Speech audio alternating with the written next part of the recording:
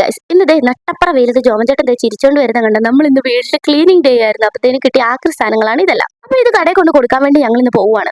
പോകുന്ന വഴിക്ക് കണ്ടൊരു മരമാണ് ഗൈസ്. ഇത് എന്ത് രസമാണെന്ന് പറയും. വഴിയുടെ സൈഡിൽ മുഴുവൻ നല്ല മഞ്ഞ പൂവൊക്കെ ആയിട്ട്. അപ്പൊ നേരെ നമ്മൾ മണ്ടാടി കവലയിലെത്തി ആദ്യം തന്നെ പോകുന്നത് ആക്രി കടയിലേക്കാണ്. നമ്മൾ പെറുക്കി വെച്ച സാധനങ്ങളെല്ലാം കൂടെ കടയിൽ കൊണ്ട് കൊടുക്കാൻ വേണ്ടിയിട്ട്. വണ്ടി നിർത്തിയപ്പോൾ തന്നെ ചേട്ടൻ ചാടി കയറി എല്ലാ സാധനങ്ങളും എടുത്തു. അതുപോലെ തന്നെ വെയിറ്റ് ഒക്കെ നോക്കി. ഇരുമ്പിന്റെ സാധനങ്ങളായതുകൊണ്ട് നമുക്ക് ഇച്ചിരി വെയിറ്റ് കൂടുതലായിട്ടുണ്ടായിരുന്നു. അതുകൊണ്ട് തന്നെ അത്യാവശ്യം നല്ല റേറ്റും കിട്ടി. പിന്നെ നേരെ പോയത് ATM-ലേക്കാണ്. ഈ ചൂട് കഴിഞ്ഞ് ATM-ന്റെ അത്ര കയറുമ്പോൾ വല്ലാത്തൊരു സുഖമാണല്ലേ ഗൈസ്. പിന്നെ ഞങ്ങൾ പോയത് അടുത്തുള്ള ഒരു ബേക്കറിയിലേക്കാണ്. മേടിക്കേണ്ട സാധനം മേടിക്കാഞ്ഞത് കൊണ്ട് പിന്നെയും രണ്ടാമത് ഒന്നും കൂടെ അവിടെ പോകേണ്ടി വരുന്നു ഗൈസ്.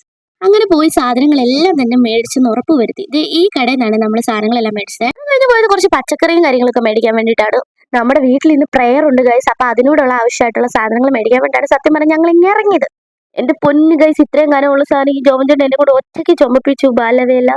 അങ്ങനെ അതെല്ലാം കഴിഞ്ഞ് ചിക്കൻ മേടിക്കാൻ വേണ്ടി വേറെ കടയിലേക്ക് വന്നിരിക്കുകയാണ്. നമ്മൾ സ്ഥിരം പോകുന്ന കടയല്ല, ഇത് വേറെ കടയാണ്. അവിടെ ചെന്ന ഉടനെ ജോമൻ കോഴികളെയൊക്കെ നോക്കുന്നുണ്ട്.